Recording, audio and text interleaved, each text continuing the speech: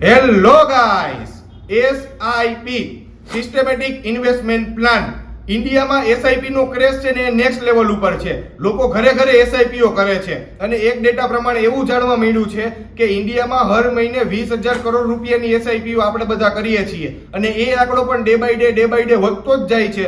પરંતુ most of લોકોને ખ્યાલ જ નથી કે એસઆઈપી આપણે કરવી ક્યારે જોઈએ. મહિનાની શરૂઆતમાં કરવી જોઈએ કે મહિનાના એન્ડમાં કરવી જોઈએ. હવે તમને બધાને થતું હશે આ ભાઈ શું બોલે છે, એસઆઈપી મંથના શરૂઆતમાં કરો કે મંથના એન્ડમાં કરો, શું ફેર પડે? આપણે તો ગમે એમ કરીને મહિનાની અંદર એસઆઈપી માં ઇન્વેસ્ટમેન્ટ કરવાનું હોય છે, એમાં કશો ફેર પડતો નથી. મહિનાની શરૂઆતમાં કરો કે એન્ડમાં કરો, પરંતુ ના, એવું હોતું નથી. એસઆઈપી મહિનાની શરૂઆતમાં કરવાથી આપણને બેનિફિટ થાય છે અને તમે લોંગ ટર્મે જોવા જશો ને તો એ બેનિફિટ ઘણો ખાસો તમને જોવા મળશે, ઘણો મોટો તમને એમાં બેનિફિટ જોવા મળશે. તો એ બેનિફિટ કઈ રીતે થાય છે અને એ બેનિફિટ કેટલો થાય છે એ વસ્તુ ઉપર આજ તમને હું ડિટેલમાં જણાવીશ. તો વિડીયોને છેલ્લે સુધી જોતા રહેજો.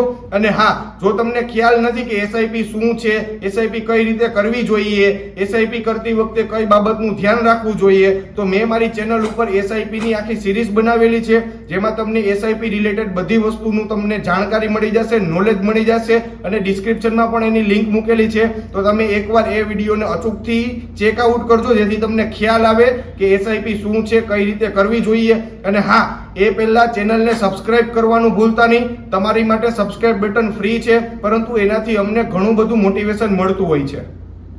આપણે બધા અલગ અલગ તારીખે એસઆઈપી કરતા હશું. કોઈ 2 તારીખે એસઆઈપી કરતું હશે, કોઈ 5 તારીખે, કોઈ 10 તારીખે, કોઈ 20 તારીખ, કોઈ 27 તારીખે. આપણે બધા અનુકૂળતા પ્રમાણે આપણી મનપસંદ તારીખે એસઆઈપી કરતા હશું. પરંતુ એસઆઈપી જો આપણે મંથની શરૂઆતમાં કરીએ છીએ, મહિનાની શરૂઆતમાં કરીએ છીએ, તો આપણને એના મુખ્ય 2 ફાયદા થાય છે. એ 2 ફાયદા કયા છે એ હું તમને જણાવીશ.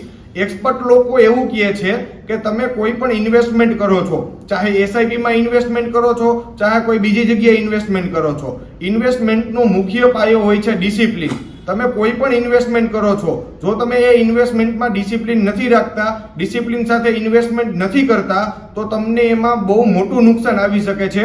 તમારું જે રિટર્ન છે એ રિટર્નમાં તમને બહુ મોટું નુકસાન આવી શકે છે. અને એસઆઈપી ના કેસમાં પણ એવું જ હોય છે. જો તમે એસઆઈપી કરતી વખતે ડિસિપ્લિન નથી રાખતા, ડિસિપ્લિનથી એસઆઈપી નથી કરતા, તો લોંગ ટર્મે તમને જે એસઆઈપી માં રિટર્ન મળશે એ રિટર્નમાં તમને બહુ મોટું નુકસાન જોવા મળશે અને એ આંકડો બહુ જ મોટો હશે. જ્યારે પણ મહિનાની શરૂઆત થશે ને ત્યારે મહિનાની શરૂઆતમાં જ આપણો જે મેઇન ખર્ચો છે ને એ મહિનાની શરૂઆતમાં જ આવી જતો હોય છે. એટલે કે આપણે કોઈ લોન લીધી છે તો એ લોનનો હપ્તો છે, બાળકોની ફીસ છે, અનાજ કરિયાણું છે, લાઇટ બિલ છે, ગેસ બિલ છે, એ જે મેઇન ખર્ચો છે ને એ હંમેશા મહિનાની શરૂઆતમાં જ આપણે કરી નાખતા હોઈએ છીએ. અને જો આપણી એસઆઈપી ની તારીખ મહિનાના એન્ડમાં હશે, એટલે કે મહિનાની આખર તારીખમાં હશે, તો શું થશે કે આપણે જે મેઇન ખર્ચો શરૂઆતમાં કરી નાખ્યો છે અને એ ખર્ચો કર્યા બાદ જે આપણી પાસે રૂપિયા બચેલા હશે એ રૂપિયામાંથી એસઆઈપી નું ઇન્સ્ટોલમેન્ટની જે તારીખ છે એ મંથની એન્ડમાં હશે. એટલે કે ત્યાં સુધીનો જે વચગાળાનો ટાઈમ છે ને એ વચગાળાના ટાઈમમાં આપણે જે રૂપિયા બચેલા હશે ને એ રૂપિયાને આપણે આલતુ ફાલતુ જગ્યાએ યુઝ કરી નાખશું, વાપરી નાખશું. અને હ્યુમન સાયકોલોજી પણ એવું જ કહે છે કે આપણે મેઇન ખર્ચો કર્યા બાદ આપણી પાસે જે રૂપિયા બચે છે ને એ રૂપિયા આપણે આપણા મોજશોખ માટે વાપરી નાખીએ છીએ. આપણે એ રૂપિયા ક્યાં વાપરવા જોઈએ, એ વસ્તુ આપણે લેવી છે તો એ જરૂરી છે કે નથી, એ વસ્તુ વગર ચાલશે કે નહીં ચાલે, ત્યારે આપણો મગજ આ વસ્તુ ઉપર વિચારતો નથી, કામ નથી કરતો. અને આપણે બહાર જઈએ છીએ ત્યારે શૂઝ ગમે છે તો શૂઝ લઈ લીધા, કપડાં લઈ લીધા, કોઈ મોબાઈલ લઈ લીધો, કોઈ હેન્ડસ્ફ્રી લઈ લીધું. એવી રીતના આપણે મોજશોખ માટે આપણે આ જે રૂપિયા છે ને એ રૂપિયાને આપણે ખર્ચ કરી નાખશું. અને જ્યારે પણ મંથની એન્ડમાં એસઆઈપી નું ઇન્સ્ટોલમેન્ટની તારીખ હશે ત્યાં સુધીમાં આપણે આ રૂપિયાનો ખર્ચ કરી નાખશું કે જેથી મંથના એન્ડમાં એસઆઈપી ભરવાનું આપણી પાસે પૂરું ઇન્સ્ટોલમેન્ટ નહીં હોય. એટલે આપણે શું વિચારશું કે ચલો ને આ મહિને આપણે એસઆઈપી નથી કરવી, આવતા મહિને કરશું, આ મહિને ખર્ચો વધી ગયો છે ને. પરંતુ મોસ્ટ ઓફ લોકો જે છે ને એ આ રીતના કરીને વર્ષમાં 2 થી 3 વખત એસઆઈપી કરવાનું કાં તો ચૂકી જાય છે કાં તો નથી કરતા. અને આજે તમે વર્ષમાં 2 થી 3 વખત એસઆઈપી નથી કરતા અથવા તો ચૂકી જાવ છો, એનું જે ઇમ્પેક્ટ છે ને એ તમને જ્યારે એસઆઈપી નું લોંગ ટર્મમાં તમને જે રિટર્ન મળશે ને એ રિટર્ન ઉપર થશે. અને એ રિટર્નમાં જે તમને ઇમ્પેક્ટ દેખાશે ને એ આંકડો ખૂબ જ મોટો હશે. એટલે જ હંમેશા એસઆઈપી છે ને એ આપણે મંથની શરૂઆતમાં કરી નાખવી જોઈએ કે જેથી મેઇન જે ખર્ચો આવે છે ને એ ખર્ચામાં એસઆઈપી નો ખર્ચો પણ આવી જાય, આપણે ડિસિપ્લિનથી એસઆઈપી પણ કરી શકીએ, આપણે એસઆઈપી નું એક પણ ઇન્સ્ટોલમેન્ટ ચૂકીએ નહીં અને આપણે જે વધેલા રૂપિયા હશે ને એ રૂપિયાને આપણે ફ્રીલી વાપરી શકશું. હવે તમને ઉદાહરણ આપીને સમજાવીશ, આંકડા દ્વારા સમજાવીશ કે આપણને રિટર્નમાં કેટલો ફેર પડે છે જો તમે ખાલી વર્ષમાં 2 વખત પણ એસઆઈપી કરવાનું ચૂકી જાવ છો, જેથી તમને કોન્સેપ્ટ આખો તમારો ક્લિયર થઈ જશે અને તમને આંકડા દ્વારા સમજી શકશો કે આ આંકડો ખૂબ જ મોટો હોય છે જો આપણે એસઆઈપી માં ડિસિપ્લિન નથી રાખતા તો. ઉદાહરણને ખાસ ધ્યાનથી સાંભળજો. એક્ઝામ્પલ તરીકે આપણે લઈએ તો આપણે મહિને 10,000 રૂપિયાની મંથલી એસઆઈપી કરીએ છીએ, આપણને એનું વર્ષે રિટર્ન મળે છે 12% લેખે અને આપણે 20 વર્ષ માટે એસઆઈપી કરવાની છે. હવે 20 વર્ષના અંતે આપણે જે ઇન્વેસ્ટ કરેલા રૂપિયા હશે ને એ રૂપિયા થઈ ગયા હશે 24 લાખ રૂપિયા અને એનું જે આપણને 12% એન્યુઅલ રિટર્ન લેખે આપણી પાસે ટોટલ ઇન્વેસ્ટમેન્ટ થઈ ગયું હશે 99 લાખ અને 91,000 સમથિંગ, એટલે કે 1 કરોડ રૂપિયા સમથિંગ આપણું ઇન્વેસ્ટમેન્ટ થઈ ગયું હશે. પરંતુ જો આપણે વર્ષમાં 2 વખત એસઆઈપી નથી કરતા, ચૂકી જઈએ છીએ એટલે કે 20,000 રૂપિયાની આપણે વર્ષમાં એસઆઈપી ઓછી કરીએ છીએ તો શું થશે?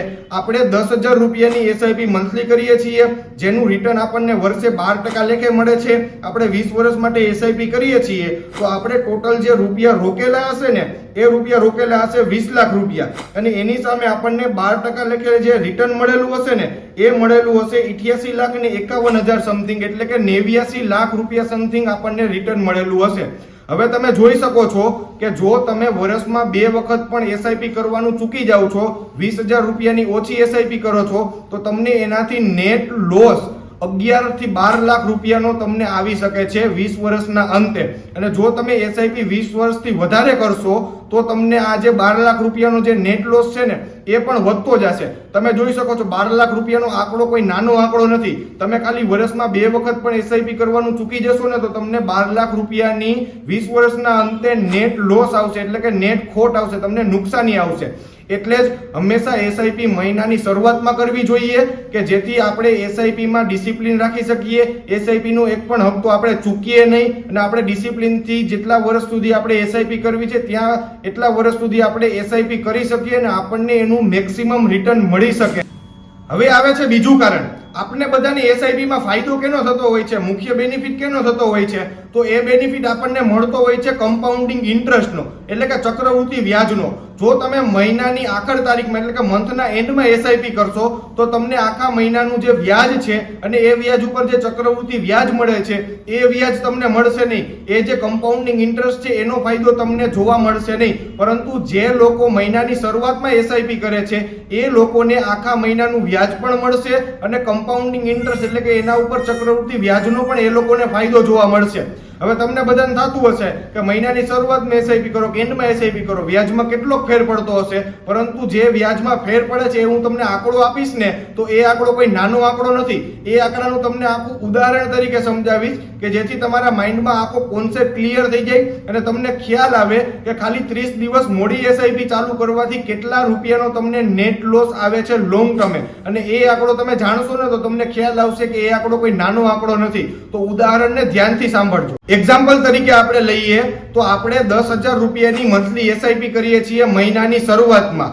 આપણે 20 વર્ષ માટે એસઆઈપી કરવાની છે અને એનું રિટર્ન આપણને વર્ષે 12% લેખે મળે છે. એટલે આપણે જે ઇન્વેસ્ટ કરેલા રૂપિયા હશે એ રૂપિયા થઈ ગયા હશે આપણા 24 લાખ રૂપિયા અને એનું જે ટોટલ ઇન્વેસ્ટમેન્ટ રિટર્ન સાથે જે ટોટલ ઇન્વેસ્ટમેન્ટ આપણું હશે એ ઇન્વેસ્ટમેન્ટ થઈ ગયું હશે 20 વર્ષના અંતે 99 લાખ અને 91,000 રૂપિયા. પરંતુ જો તમે મહિનાની આખર તારીખમાં એટલે કે 30 દિવસ મોડી એસઆઈપી ચાલુ કરો છો તો તમે 10,000 રૂપિયાની મંથલી એસઆઈપી કરી હશે, તમને એનું રિટર્ન 12% લેખે વાર્ષિક રિટર્ન મળેલું છે અને એ તમે 20 વર્ષ માટે કરેલી હશે તો તમે જે ઇન્વેસ્ટ કરેલા રૂપિયા છે એ રૂપિયા તમારા 24 લાખ થઈ ગયા હશે. પરંતુ તમને જે ઇન્ટરેસ્ટ સાથે 12% ઇન્ટરેસ્ટ સાથે તમારું જે ટોટલ ઇન્વેસ્ટમેન્ટ હશે એ ઇન્વેસ્ટમેન્ટ થઈ ગયું હશે 96 થી 97 લાખ રૂપિયા. એટલે કે તમે જોવા જશો તો તમને નેટ લોસ, તમે જો 30 દિવસ મોડી એસઆઈપી કરશો તો તમને નેટ લોસ 2.5 થી 3 લાખ રૂપિયાનો જોવા મળશે અને એ પણ 20 વર્ષ માટે એસઆઈપી કરો છો તો. જો તમે 20 વર્ષથી વધારે એસઆઈપી કરો છો તો તમારો આ જે નેટ લોસનો આંકડો છે એ આંકડો પણ વધતો જશે અને આ જે 2.5 થી 3 લાખ રૂપિયાનો આંકડો છે એ ખાલી આંકડો તમારે 30 દિવસ મોડી એસઆઈપી ચાલુ કરવાથી તમને આટલી નુકસાની આવે છે. એટલે જ એસઆઈપી હંમેશા મંથની શરૂઆતમાં કરવી જોઈએ, જેથી આપણને પૂરેપૂરું કમ્પાઉન્ડિંગ ઇન્ટરેસ્ટ મળે, પૂરેપૂરું આપણે જે ઇન્વેસ્ટ કરેલું છે એનું રિટર્ન પણ આપણને પૂરેપૂરું મળે. હું આશા રાખું છું કે તમને આ વિડીયોના માધ્યમથી સમજાઈ જ ગયું હશે કે મહિનાની શરૂઆતમાં એસઆઈપી કરવાથી કેટલો ફાયદો થાય છે, કેટલો બેનિફિટ થાય છે, એસઆઈપી ડિસિપ્લિનથી કરવાથી તમને કેટલો બેનિફિટ થાય છે. અને જો તમે એસઆઈપી કરવા માંગો છો તો એક્સપર્ટની સલાહ લઈ અને પછી એસઆઈપી કરજો. અને જો તમને આ વિડીયો ગમ્યો હોય તો વિડીયોને લાઈક કરો, શેર કરો અને ચેનલને સબસ્ક્રાઇબ કરવાનું ભૂલતા નહીં. Thank you.